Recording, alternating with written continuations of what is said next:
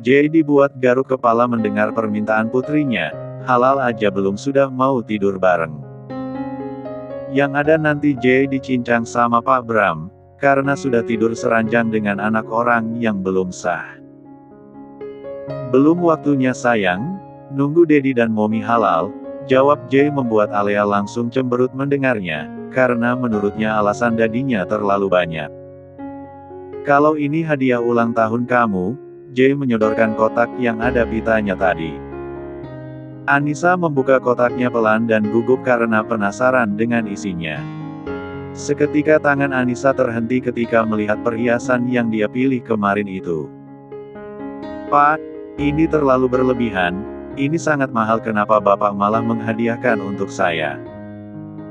Bukankah sudah saya katakan itu adalah untuk calon Momi, Alea dan Alvin, kamunya saja yang tidak sadar dan tidak peka.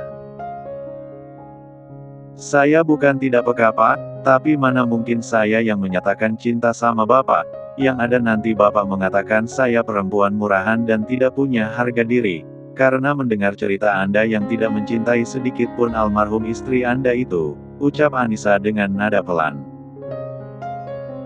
Saya tidak tahu dengan perasaan saya Anissa, entah kenapa dengan almarhum istri saya dulu tidak ada rasa cinta sedikit pun hingga sekarang, yang ada penyesalan dan hanya rasa kasihan, namun walaupun begitu saya tetap menganggap dia istri saya yang telah melahirkan kedua anak saya ini, lirih Jay menatap Alvin dan Alea.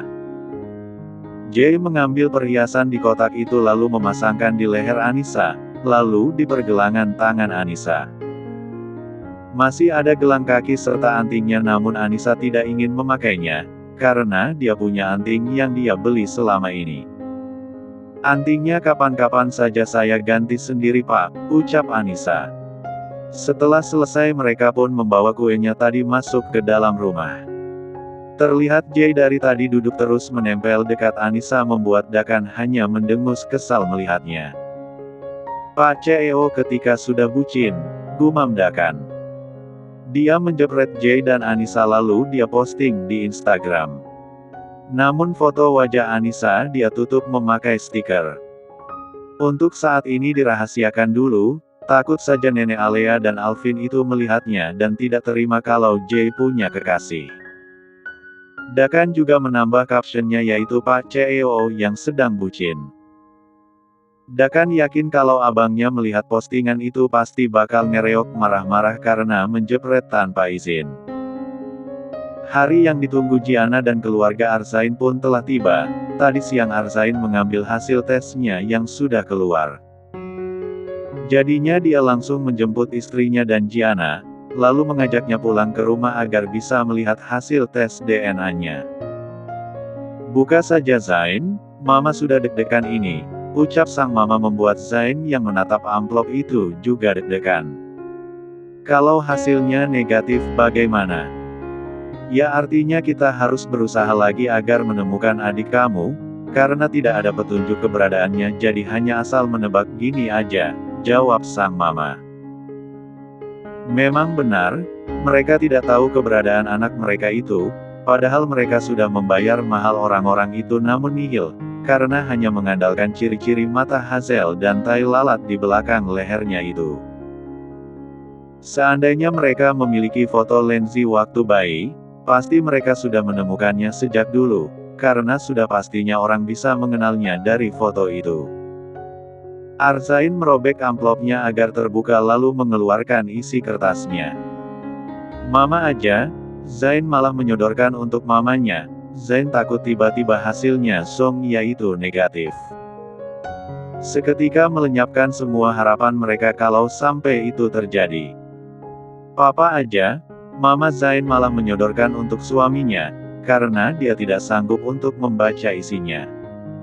Akhirnya Pak Mahesalah yang membaca isi hasil tesnya.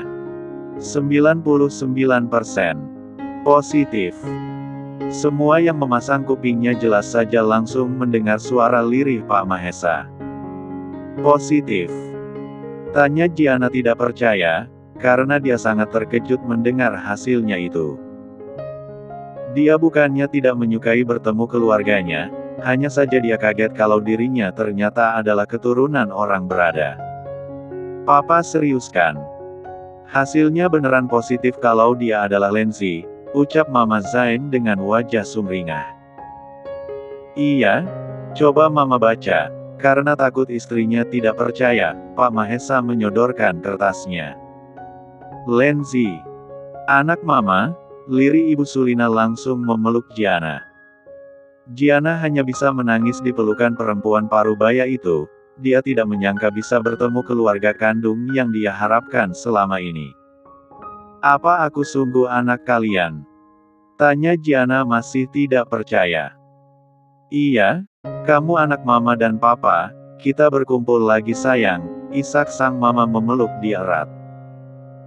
Bahkan Mama Sulina mencium pipi Giana bertubi-tubi karena akhirnya rasa rindu dengan putrinya itu terobati. Sekarang kita akan berkumpul bersama lagi nak, jangan pergi ya sekarang tinggal sama Mama Papa dan abang kamu, ucap Ibu Sulina. Abang? Aku punya abang? Tanya Giana, karena dia tidak mengira kalau Arzain adalah abangnya. Ya, dia abang kandung kamu, ucap Ibu Sulina mengusap air matanya. Arzain mendekat lalu memeluk erat adik kandungnya itu. Abang sangat merindukan kamu, abang tidak menyangka malah bertemu kamu dan sudah sedewasa ini, ucap Arzain menahan isak tangisnya. Dinda juga ikut menangis terharu melihat mertuanya akhirnya bertemu dengan anak kandung yang selama ini yang telah dibuang oleh kakeknya Arzain. Cela mendengus kesal, karena bisa-bisanya Ervan mendatangi perusahaannya dan malah mengajak dia ke rumah laki-laki itu. Kamu harus jujur sama orang tua saya, kalau kamu adalah perempuan yang pura-pura bunting enggak jelas dan mirip pasien RSJ itu, ucap Ervan membuat cela melotot. Apa kamu bilang? Saya mirip pasien rumah sakit jiwa. Kamu yang sudah gila mirip pasien RSJ, enak aja ngatain saya gila. Pekik cela tepat di telinga Ervan. Ervan yang sedang menyetir pun langsung menghentikan mobilnya secara mendadak. Apa kamu gila? Bagaimana kalau saya menabrak orang? Terus kamu mau mati sekarang? Kesal Ervan menatap cela yang membuatnya naik darah. Kalau saya mati, kamu juga harus mati biar adil, sahut cela bersedekap dada. Terserah kamu saja, ketus Ervan. Beberapa menit kemudian, mobil Ervan berhenti di depan rumah. Ervan mengernyit keningnya heran karena melihat ada mobil Gavin di halaman rumah. Apa dia sudah pulang kerja jam segini? Bingung Ervan. Kenapa? Tanya cela. Karena melihat Ervan yang nampak bingung. Enggak, cuman Gavin aja tiba-tiba pulang, biasanya jam segini masih di kantor, jawab Ervan. Keduanya pun turun dari mobil, namun terdengar suara Sahra juga di ruang keluarga. Apa Papa benar-benar memaafkan aku? Iya, Papa sudah memaafkan kamu, maafkan Papa selama ini yang sudah egois dan tidak memikirkan perasaan kamu. Papa akan menerima cucu Papa dengan tangan terbuka, ucap Pak Akmal. Sahra, kamu sudah pulang. Pekik Ervan, tentu saja dia sangat senang karena adiknya sudah pulang ke rumah, karena selama ini dia selalu mengkhawatirkan adiknya itu. Ervan memeluk Sahra erat, dan cela hanya terdiam melihat karena dia tidak tahu ada apa dengan keluarga Ervan itu. Nona Frina, mari silahkan duduk, ucap Pak Akmal karena melihat rekan bisnisnya Ervan itu berkunjung. Terima kasih Tuan Akmal, cela duduk dengan sopan dan anggun. Gavin menemukan Sahra di mana? Tanya Ervna menatap Gavin meminta penjelasan. Bukan Gavin, tapi Papa yang mengikuti Mama kamu diam-diam, karena Papa curiga aja Mama kamu selalu pergi setiap hari dan selalu pulang sore, jawab Pak Akmal. Maaf, karena selama ini Sahra tinggal di apartemennya, dan merahasiakan dengan kalian kecuali Mama, jawab Gavin membuat Ervan ingin sekali menonjok muka adiknya itu. Kenapa kamu enggak bilang? Takut saja Papa masih ingin membuang cucu Papa sendiri, jawab Gavin pelan. Jadi papa sudah enggak marah lagi sama Sahra? Tanya Ervan menatap sang papa. Iya, papa merasa bersalah karena selama ini lebih mementingkan diri papa sendiri, sedangkan adik kamu menjadi menderita karena keegoisan papa, lirih Pak Akmal. Aku enggak menderita kok Pak, Abang Gavin selalu memberikan uang jajan untuk aku dan di sana aku juga sama Giana, teman aku, jawab Sahra membuat sang papa hanya mengangguk. Sahra mendekati papanya lalu memeluknya erat. Maafkan kesalahan Sahra Pak, Sahra yang bodoh karena mau saja menuruti ucapan laki-laki brengsek itu. Sahra berharap dia akan mendapatkan karmanya, ucap Sahra terisak di pelukan papanya. Dia akan mendapatkan karmanya suatu saat nanti, jawab sang papa mengelus rambut putrinya itu. Ervan, kamu kok bisa sama dia perempuan yang sudah kamu hamili itu. Tanya sang mama, walaupun mamanya sudah mendengar perdebatan Ervan dan suaminya. Malam itu Pak Akmal yang tidak percaya kalau Frina itu adalah perempuan yang hamil itu. Namun Ibu Salmah langsung mengenalinya. Cela langsung berdiri dan bersalaman dulu dengan Ibu Salmah dan yang lainnya. Tadi dia tidak enak karena mereka terlihat sedang berbahagia. "Mapa, Cela mau jujur," ucap Ervan. Agar papanya tidak memaksa dia mencari perempuan yang dia hamilkan itu. "Jujur apa?" tanya sang papa dan mamanya bersamaan. Apalagi Gavin dan Sahra yang kepo juga. "Ngomong," bisik Ervan membuat Cela nampak melotot. "Ngomong apa?" tanya Cela kesal. "Ya jujur kalau kamu yang bunting palsu itu," jawab Ervan. "Begini, Om Tante, saya sebenarnya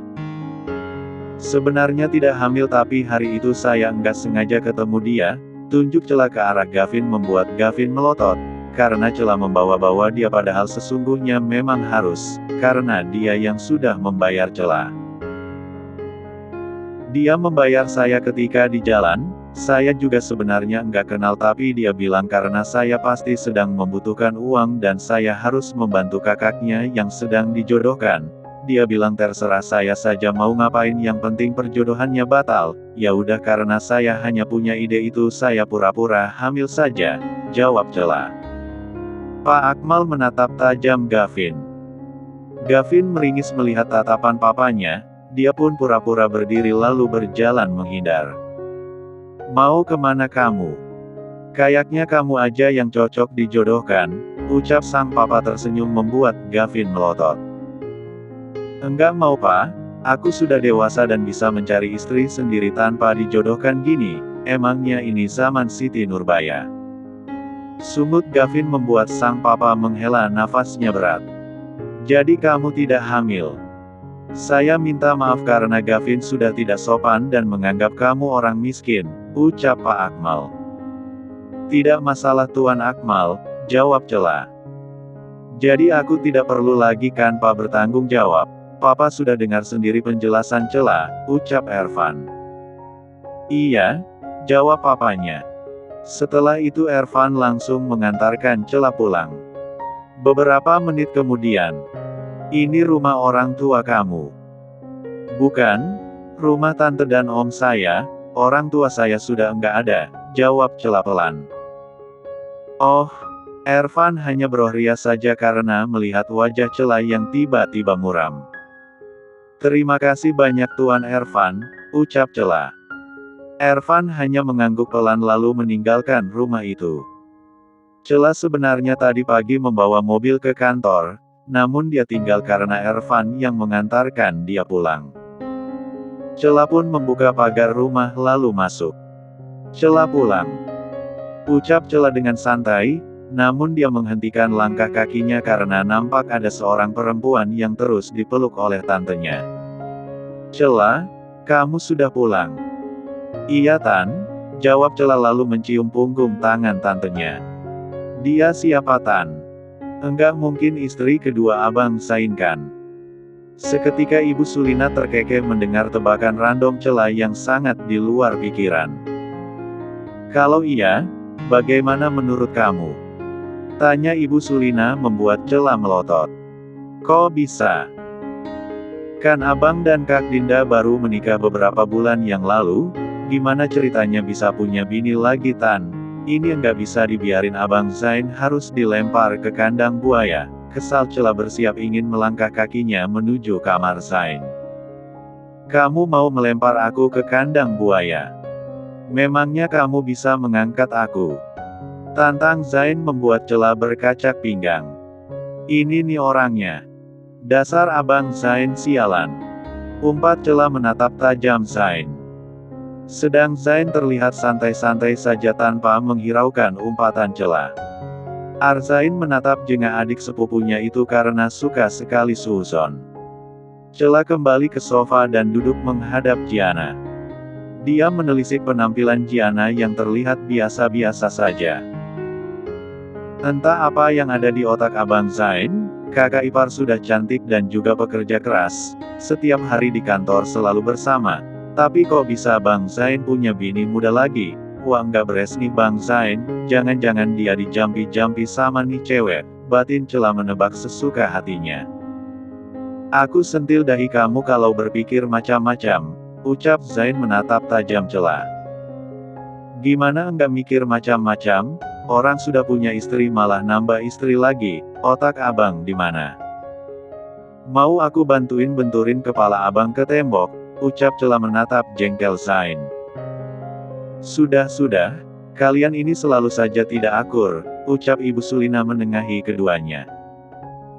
Tante kok setuju si abang nikah lagi? Kasihan Kak Dinda nanti cinta dan kasih sayangnya terbagi dua, ucap Cela penuh dramatis. Gaya kamu, sok tahu banget. Emangnya kamu pernah nikah, cuman pacaran aja tapi diselingkuhin itu yang kamu bilang cinta mati dulu. Ledek Zain, membuat Cela kesal dan meninju angin lalu mendengus kesal. Dinda hanya tersenyum mendengar kedua orang itu yang ribut tiap hari, namun dia merasa terhibur setelah menikah dengan Zain. Dinda dari kecil tidak pernah merasakan kasih sayang kedua orang tuanya, karena bercerai dan sekarang memiliki keluarga masing-masing. Dinda sangat bersyukur setelah menikah dengan Zain, dia mendapatkan kasih sayang dari mertua serta suaminya. Cela, dia anak kandung tante, dia adalah Lenzi, anak tante yang sudah dibuang almarhum kakek Zain dulu, ucap Ibu Sulina. Wah beneran tante. Dia Lenzi? Ya ampun aku enggak kenal sama sekali karena kita memang enggak pernah bertemu sejak bayi, ucap Cela lalu memeluk Giana. Dulu ayah Pak Mahesa tidak menyukai cucu perempuan, sedangkan Cela adalah anak dari adik Ibu Sulina jadi tidak ada sangkut pautnya dengan ayahnya Pak Mahesa yang tidak lain adalah kakeknya Zain. Kakek Zain waktu itu menginginkan cucu laki-laki saja untuk semua keturunan Bargara. Dia tidak mau menerima cucu perempuan karena menurutnya cucu perempuan hanya menjadi beban karena tidak bisa menjadi penerus keluarga Bargara. Karena sesuai janjinya kalau Ibu Sulina harus melahirkan semua anak laki-laki tidak boleh sampai ada anak perempuan. Kalau itu terjadi maka kakek Zain akan turun tangan. Ibu Sulina mengiyakan saja waktu itu karena tidak mengira kalau dia akan melahirkan anak perempuan karena terlalu cinta matinya dengan Pak Mahesa.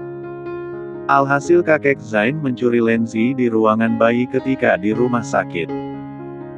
Saat itu yang berjaga hanya suster karena Pak Mahesa sedang di ruang rawat inap istrinya.